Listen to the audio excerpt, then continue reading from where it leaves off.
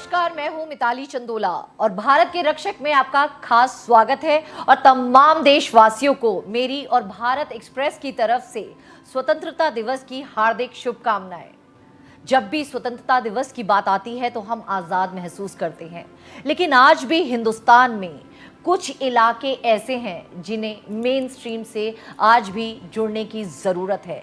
आज मैं आपको एक बेहद इमोशनल दास्तां सुनाने वाली हूं अपने इस पूरे शो के ज़रिए। आज एक ऐसे शख्स से आपको मिलाने वाली हूं जो पूरे हिंदुस्तान के लिए इंस्पिरेशन है और पूरे नॉर्थ ईस्ट इलाके के लिए एक हीरो। आज मैं आपकी मुलाकात कराने वाली हूं दिल्ली पुलिस के special commissioner robin Hibu sir से।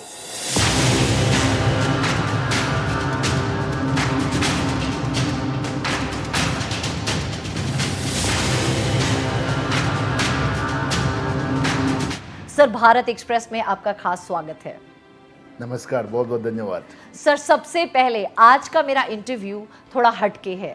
आज मैं एक आईपीएस ऑफिसर को इंटरव्यू करूंगी, उससे पहले मैं उस मासूम बच्चे की दास्तां जानना चाहती हूं जिसने संघर्ष की सारी हदें पार करी और उसके बाद आज इस कुर्सी पर काबिज है।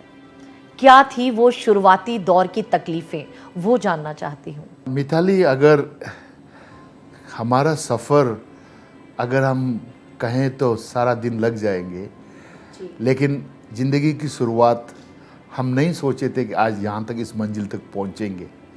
शुरुआत किया था उस महात्मा गांधी आश्रम से, जो होंग विलेज है, लोअर सुबनसिरी, अरुणाचल प्रदेश, जिन्होंने बापू ने आह्वान किया था कि आप लोग पहाड़ में जाइए, उन पहाड़ों को तालीम दीजिए, देश का बारे में बताओ और उन्हें मुख्य धारा में ले आओ।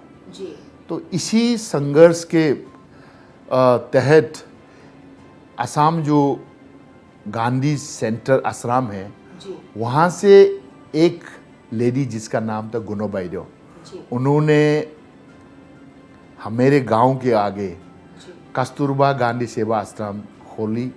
अपना ज़िंदगी का जवानी को उधर ही जाके बसाया। सरकार की अगर मैं बात करूं तो रिजर्वेशन है, एससी, एसटी, ओबीसी, ये सरकार ने रिजर्वेशंस दे रखी हैं, लेकिन सबसे बड़ी तरासदी ये है कि इस कैटेगरी में जो लोग आते हैं, मेहनत करते हैं, लोग उनको मेन स्ट्रीम, मतलब सरकार भी चाहती है मेन स्ट्रीम में आ जाएं, लेकिन आज भी ये डिस्क्रिमिनेशन बहुत ज़्यादा देखने को मिलता है, जो कि मैंने आपके केस में भी देखा है। कई मामलों में आपको बड़ा हिकारत भरी नज़रों से देखा और उसके बाद आपने वो यातनाएं, प्रताड़नाएं भी झेली, मानसिक रूप से भी जो है टूटे होंगे। किस तरीके से आपने अपने आप को, ये जितनी भी एडवर्स कंडीशन है, अपने लिए पॉजिटिव वे में लेकर तरक्की का रास्ता चुना? मैं अपना घर के बारे में मैं बहुत बार बता चुका हूँ। मेरे बड़ा भाई डॉक्टर था, MBBS पढ़ने के लखनऊ में, सारे गांव वाले आए, चाचा आए, चाची आए, सब कुछ हुआ जी। बहुत अच्छा लगा मुझे, उसको सब कुछ दिया, पैसा दिया, ये दिया, वो दिया। जब मेरी बारी आया कॉलेज जाने का जी, मैं अरुणाचल में 2nd रैंक में आया। बहुत खुशी से मिठाई लेकर के सब जानकार को मैं मिठाई बांटना किया। उसमें से मेरे जिसको जानते थे, एक हमारे गाँव का एक डिस्ट्रिक्ट ट्रांसपोर्ट ऑफिसर था। उनको बोला कि अपना भाषा में कि हम भाई, बड़ा भाई, हम अभी कॉलेज जा रहा है, बहुत खुश है, मैं आपसे मिठाई देने आया। बहुत खुश हुआ, मिठाई खाया। फिर उसके बाद खाने पूछा, अच्छा तुम डॉक्टर में जाएगा ना इंजीनियर में जाएगा? हाँ। उन्होंने सोच लिया कि हम डॉक्टर इंजीनियर बनना। बोला नहीं अंकल, हम आर्ट्स में पढ़ने जाएगा। हाँ। अरे उसका मिठाई का खाना ही मुँह ही बंद हो गया। वो बोला, पीछे हट के बोला, चलो ठीक है, बाबू बाबू बनेगा। मतलब अपना भाषा में बहुत ही, मतलब दिल को चीर पार के रख दिया। यार, क्या आस पढ़ना कि गुनाह है? क्या आस में कुछ नहीं बन सकता है? लेकिन सर, यहाँ पर एक चीज़ जानना चाहूँगी, आखिर ऐसी मिथ और ऐसी धारणा क्यों है? क्योंकि बाबू बन जाएगा, और भी चीज़ें हैं। स्पोर्ट्स की अगर मैं बात करूं तो आपके इलाके से मैरी कॉम इतना बड़ा नाम है। मैंने देखा है नॉर्थ ईस्ट के जो बच्चे हैं म्यूज़िक में एक्सीलेंट हैं। तो इन सब चीज़ों को जो स्किल डेवलपमेंट करा के उनको आगे बढ़ने के लिए क्यों नहीं, क्यों एक ये मतलब संकीर्ण विचारधारा रखी हुई है कि सरकारी नौकरी ही करनी है, बिजनेस की तरफ नहीं जाना, आर्ट एंड कल्चर की तरफ नहीं जाना, स्पोर्ट्स की तरफ नहीं जाना? ये धारणा कब टूटेगी? मिताली, आप कहना बहुत अच्छा है कि ये करो वो करो जी आपने मेरी कौम का एग्जाम्पल दिया जी देखो हमारा उसमें दिल्ली में बैठ के मुंबई में बैठ के कहना बहुत आसान कि ये करो वो करो जी अरे जो वहाँ रास्ता ही नहीं है स्पोर्ट्स खेलने की जगह ही नहीं है जी अच्छा क्वालिटी स्किल ट्रेनिंग का मतलब वो संस्था ही नहीं है जी पढ़ने लिखने का अच्छा संस्था ही नहीं है तो हम चाहते हुए भी उसके लिए माहौल बनाना पड़ता है उसके लिए साधन देना पड़ेगा जी। आई नो हमारा नोटिस वाला बहुत कैपेबल है आपने सिर्फ मेरी कौम का दिया आप हमारे बाईचुंग भूतिया भी है लवलीना भी है चानू भी है जी ऐसा बहुत लोग हैं कि जो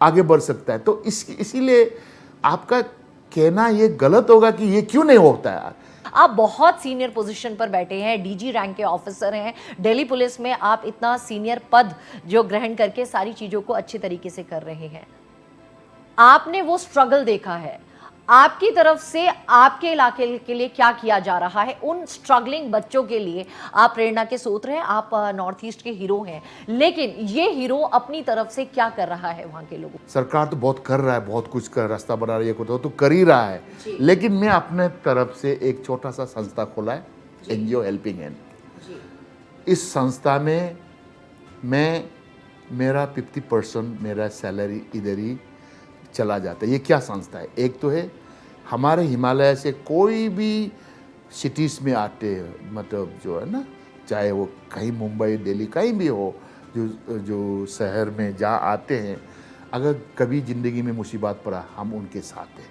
ये रजिस्टर्ड है 12G ATG FCR ये सब कुछ है हमारा हिंदुस्तान में वॉलंटियर फैला हुआ है एक तो है कि उसका डेड बॉडी को हम उठाते हैं जी गरीब के लिए हाँ सरकारी मुलाजिम नहीं होना है अमीर नहीं होना है अगर छोटे मोटे काम करके वो मरता है तो उसका अंतिम संस्कार हम कर देते हैं 2 नंबर हम CSR फंड लेकर के हर साल 250 ब्राइटेस्ट स्टूडेंट को जिन्होंने 10वीं 12वीं और ग्रेजुएशन में अच्छा पढ़ाई लिखाई में किए उसको हम कोचिंग के लिए स्कॉलरशिप देते हैं और इसका स्कॉलरशिप के लिए जो हम देते हैं तो इसका हम जो सिलेक्शन है बहुत स्ट्रिंजेंट ऑनलाइन करा के करते हैं तीसरा है हमारे पास में ब्लड बैंक है दिल्ली में चौथा है हमें हमारा लीगल टीम है कहीं भी कुछ होता है तो हम उसमें हिंदुस्तान में उसको हम जो हीनेस क्राइम वाला है जो कोई नहीं अफोर्ड करता है उसको हम लोग हेल्प करते हैं 5th पॉइंट ये है कि हमने एक लाइव एग्जाम्पल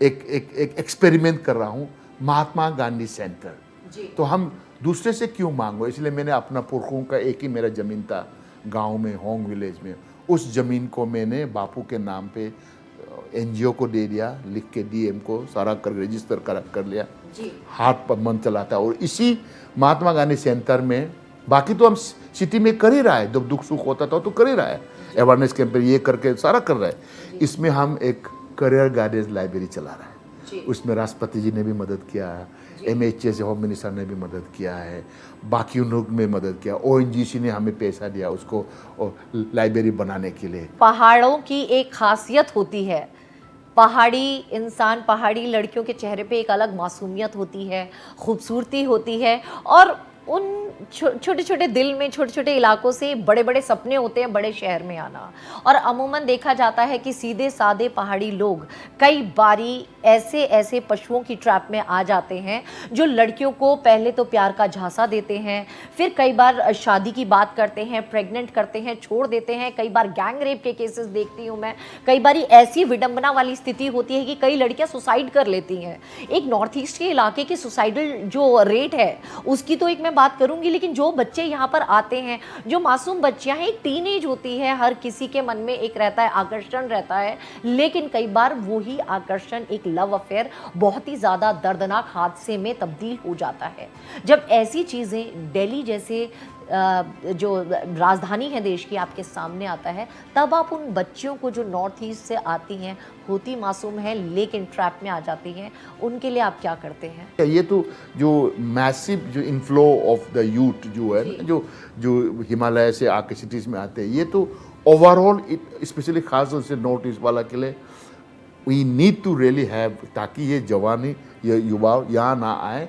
और अपना ज़िंदगी के दाव ना लगाए लेकिन ये जो समस्या है सिर्फ हमारा सिर्फ ने बाकी से भी हिस्सा है लेकिन नॉर्थ ईस्ट वाला ज़्यादा है और तुमने सही बताया कि वहाँ आने वाला है, हमारा वहाँ तो लड़की लड़का एक साथ गिटार बजा के हम हर रात दिन को बजाते, वहाँ में तो कोई ई टीचिंग का नाम ही नहीं है। हम लोग बचपन से अपना बहन के साथ, अपना लड़की दोस्त के साथ में एक साथ लक्कर बुक का, एक साथ खेत के, एक साथ पहाड़ में चरा, तो वो माहौल वो लेके यहाँ आते हैं। और जो शहर में सिटी में ऐसा नहीं है, तो इसीलिए वो फंस जाते हैं। तो इसीलिए हम लोग मल्टीफ्रोंग स्ट्रेटजी, एक तो अवेयरनेस कैंपेन, दूसरा जो स्किल ट्रेनिंग को इम्प्रूव करने के लिए वी आर ट्राइंग, इवन मेधावी स्किल यूनिवर्सिटी वाला अभी जो है ना हमारा, अभी मैं एक बार बताना भूल गया कि शुरुआत कर रहा है जीरो में इलेक्ट्रिशियन और प्लम्बिंग के लिए।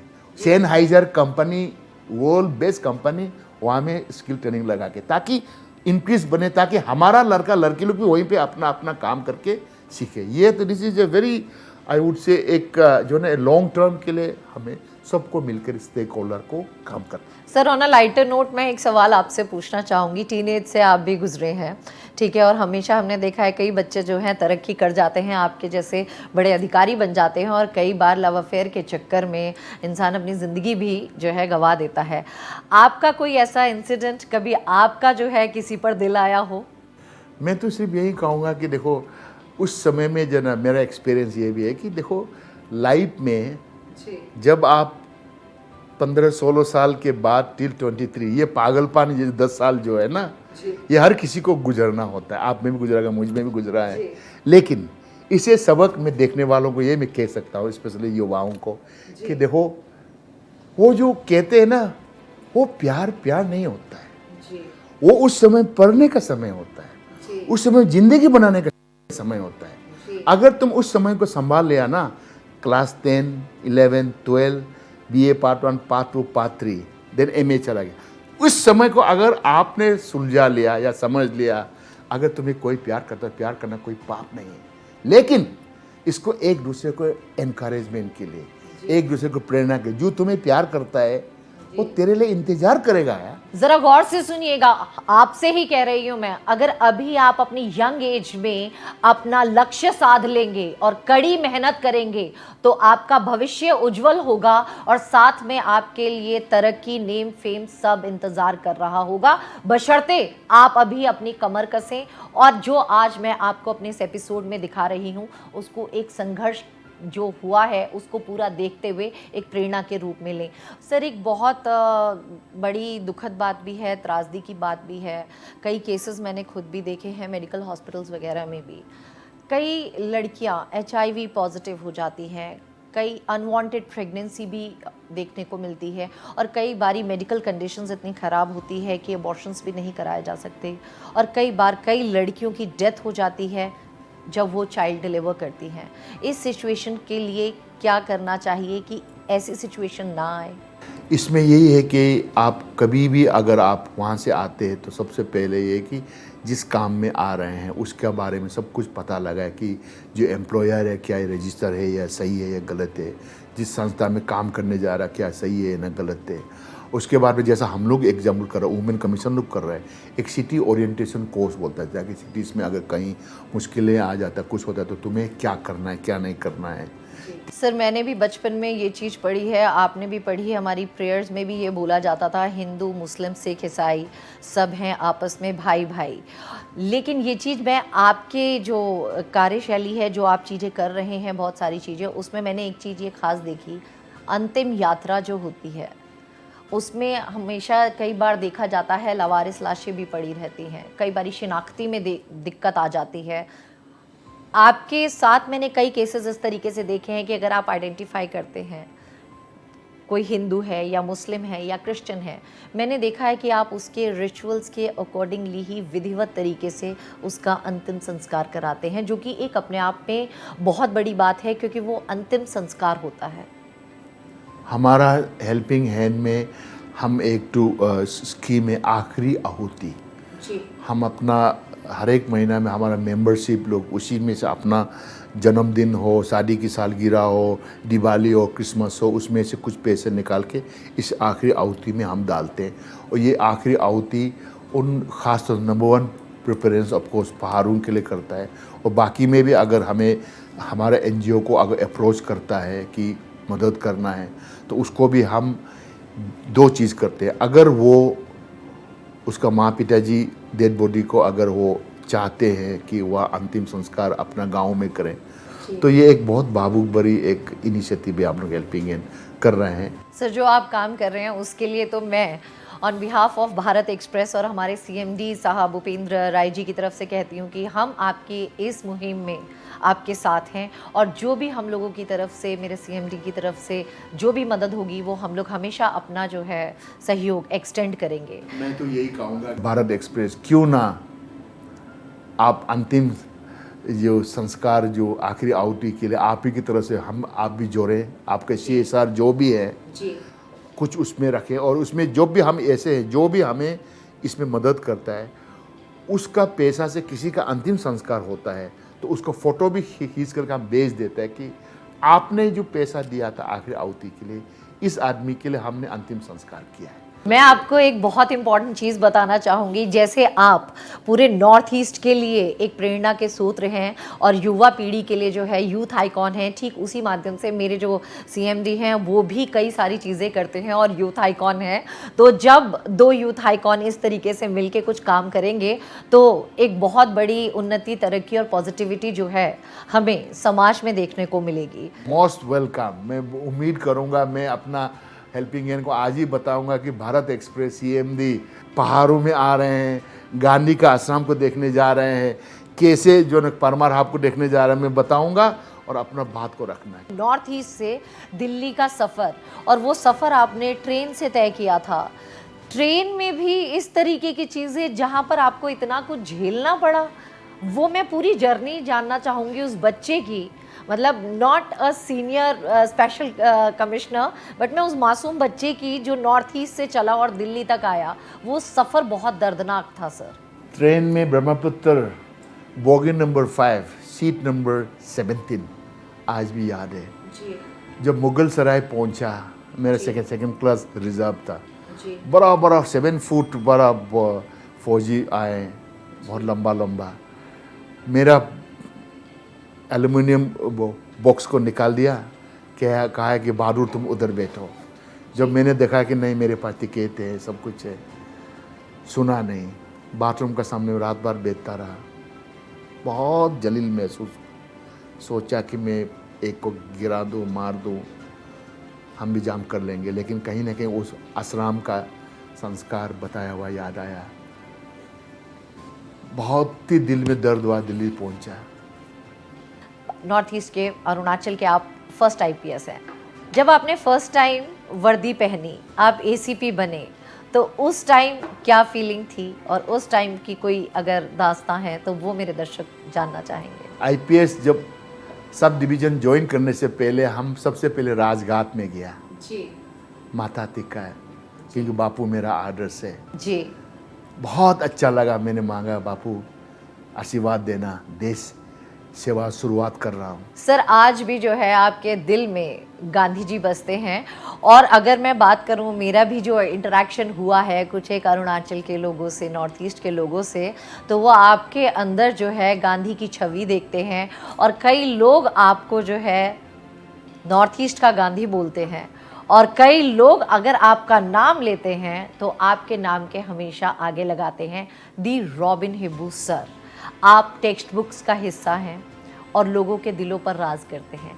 जब ये सारी चीज़ें आपके सामने आती हैं कि आप एक छोटे से गांव से, होंग विलेज से निकले हैं, और आज आप जो है दिलों पर राज कर रहे हैं, आपको इतनी बड़ी उपाधि दी गई है, आपका दिल क्या बोलता है? क्योंकि इस दिल ने जो है दुख बहुत देखा, लेकिन अब प्यार भी बहुत मिल रहा है। समाज ने, भगवान ने, माँ पिताजी का आशीर्वाद से अच्छा मौका मिला है, और जो कुछ मैंने पाया, मैं सिर्फ अपना के लिए नहीं जी रहा हूँ, मैं कुछ वापस देना चाहता हूँ जो मैंने आपको बताया है।